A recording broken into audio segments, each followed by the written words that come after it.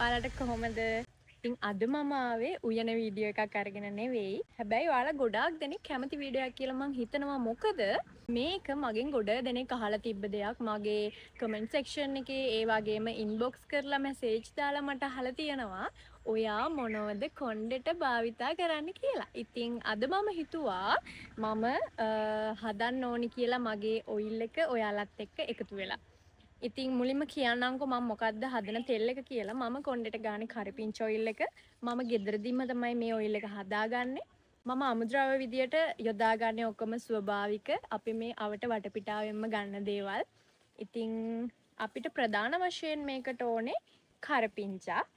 ඊට පස්සේ අපිට ඕනේ කෝමාරිකා. ඊට පස්සේ මම ගන්නවා peerakola. මේකට ගොඩාක් මෝරපු peerakola නෙවෙයි. ලා වගේ peerakola තමයි මම අරන් තියෙන්නේ. ඒ වගේම අපිට ඕනේ ගම් කොහොඹ කොළ. කොහොඹ වර්ග දෙකක් තියෙනවනේ. හැබැයි අපි මේක ගන්න ඕනේ ගම් කොහොඹ කොළ. මේකෙත් ගොඩාක් මෝරපු කොළ නෙවෙයි. ටිකක් ලපටි වගේ පත්‍ර තමයි අපි යොදාගන්නේ. ඊළඟට අපිට ඕනේ පොකුරු වදමලක්. වදමල් විශේෂ ගොඩක් තියෙනවා. හැබැයි මෙන්න මේ පොකුරු වදමලක් ගන්න පුළුවන් නම් තමයි වඩාත්ම හොඳ. මම අරන් තියෙන්නේ රතු පාට පොකුරු වදමලක්. ඊට පස්සේ අපිට ඕනේ බුලත් කොළයක්. මෙතනදී එක බුලත් කොළයක් හොඳටම ඇති. හැබැයි ඒක ටිකක් ප්‍රමාණයෙන් විශාලයි නම් තමයි මට චූටි බුලත් කොළයක් තියෙන හින්දා මම බුලත් කොළ දෙකක් ගන්නවා. හොඳ සුදු පොල් තෙල් එකක් කොහොමද අපි හොයාගන්නේ කියන එක ගොඩක් දෙනෙක්ට අමාරු දෙයක්. ඉතින් මම අද අරන් තියෙන්නේ කොකෝ ලීෆ් එකේ සුදු පොල් තෙල් එක. මේක තමයි අද මම පාවිච්චි කරන්නේ අපේ ඔයිල් එක හදාගන්න. ඉතින් මෙන්න මේවා තමයි මම ප්‍රධාන වශයෙන් ගන්න අමුද්‍රව්‍ය. ඊළඟට මම භාවිතා කරනවා උළුහාල්, ඔලිව් තෙල්, තල තෙල්, ඒ වගේම එඬරු තෙල් සහ අවසානෙට විටමින් E කරල් මම එකතු කරනවා. ඒ ටික මම තෙල් එක හදද්දී ඔයාලට පෙන්නන්නම්. හරි. එහෙනම් අපි තෙල් එක හදමු. අපි මුලින්ම කොහොඹ ඉත්ති ටික මේ විදියට කඩාගෙන කරපිංචා ටිකයි කොහොඹ ටිකයි ඊට පස්සේ අනිත් අපිට අවශ්‍ය කරන දේවල් ටිකයි අපි එක තැනකින් තියාගමු. එතකොට අපිට ලේසි මේ වැඩේ කරන්න. හරි. දැන් වැදගත්ම දේ තමයි අපි මුලින්ම එක හට්ටියක් ලිපේ තියාගෙන ඒකට වතුර ටිකක් දාගන්නවා. ඊට පස්සේ අපිට අවශ්‍ය කරන අපි තෙල් එක හදන්න ගන්න වතුර නොවැදිච්ච භාජනයක් තමයි අපි ගන්න ඕනේ.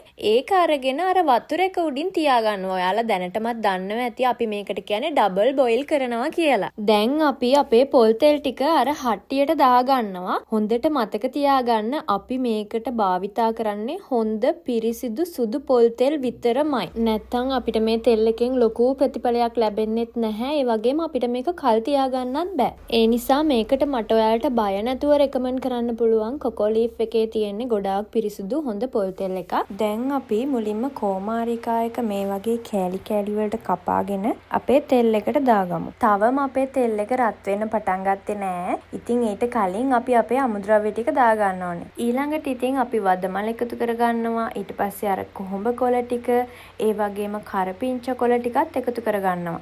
මෙතනදී අපි කරපිංච කොළ ගොඩක් වැඩිපුර දාන්න ඕනේ. ඉතින් ඔයාලා දන්නවනේ කරපිංච වලින් අපේ කොණ්ඩෙට ලොකු පෝෂණයක් ලැබෙනවා. දැන් අපි peerakola ටික පොඩි පොඩි කෑලි වලට කපලා තෙල් එකට එකතු කරගන්න ඕනේ. මම මෙතනදී පාවිච්චි කරන්නේ peerakola 3ක් වගේ ප්‍රමාණයක්. දැන් මම බුලත් කොලෙත් මේ විදියට පොඩි පොඩි කෑලි වලට කඩලා තෙල් එකට එකතු කරගන්නවා. ඉතින් අවසාන වශයෙන් මම උළුහාල් ටික මෙන්න මේ විදියට එකතු කරගන්නවා. ඔයාලට පේනවා වගේ මෙන්න මේ වතුරවල රස්නෙන් තමයි අපේ තෙල් එක රත් වෙන්නේ.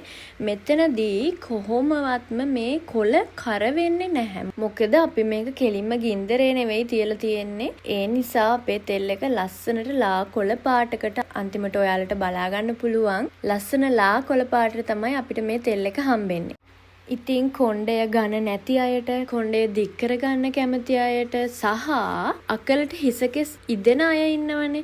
එයාලටත් මේ තෙල් එක ගොඩාක් හොඳයි. ඉතින් මට විතරක් නෙවෙයි මගෙන් මේක ඉල්ලගෙන ගාපු මගේ යාළුවන්ටත් හොඳ ප්‍රතිඵල තිබ්බා. ඉතින් වැඩි ප්‍රමාණයකින් හිසකෙස් ගැලවිලා යනවනම් ඔයාටත් මේ තෙල් එක හදාගෙන මාසයක් වගේ ගන්න පුළුවන්. ඒ වගේම මේ තෙල් එක අපි ගන්න ඕනේ දවසක් ඇර දවසක් පාවිච්චි කරන්න ඕනේ. ඒ වගේම නාන්න පැය 3කට කලින් වගේ ගාලා හොඳට මසාජ් කරලා තමයි අපි නාන්න ඕනේ. මම හරියටම විනාඩි 20ක් නටන වතුරේ තෙල් එක රත් වෙන්න දුන්නා. දැන් හොඳට අර කොළවල යුෂ එක අපේ තෙල් එකට උරාගෙන තියෙන්නේ. මේ බලන්න කොළ කර වෙලා නැහැ. අපේ තෙල් එකට ලස්සන ලා කොළ පාටක් ඇවිල්ලා තියෙනවා. ඉතින් ඔයාලා මම මේ පෙන්නන විදියටම පෙරා ගන්න. පෙනේරේ කොළ තද කර කර පෙරන්න යන්න එපා. පෙනේරෙන් පෙරෙන ටික විතරක් අරගන්න. අරගෙන මේ වගේ බෝතලයකට දාගන්න.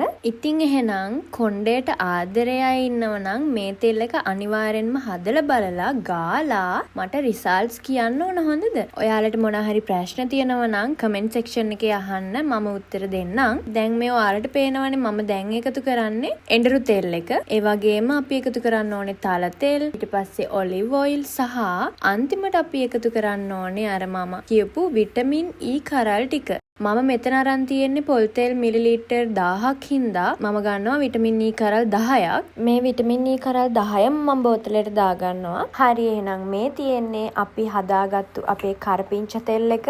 මේක අනිවාර්යෙන්ම ඔයාලත් හදලා ගාලා බලන්න. මං හිතනවා ඔයාලත් මේකට කැමති වෙයි කියලා. ඒ වගේම ඔයාලගේ ප්‍රශ්න ගොඩකට විසඳුම් හම්බෙයි කියලාත් මං විශ්වාස කරනවා. පිරිසිදු සුදු පොල් තෙල් එකක් හොයාගන්න නම් අමතක කරන්න එපා. ඉතින් එහෙනම් ඔයාලත් මේක හදලා ගාලා බලන්න. ආදරෙයි.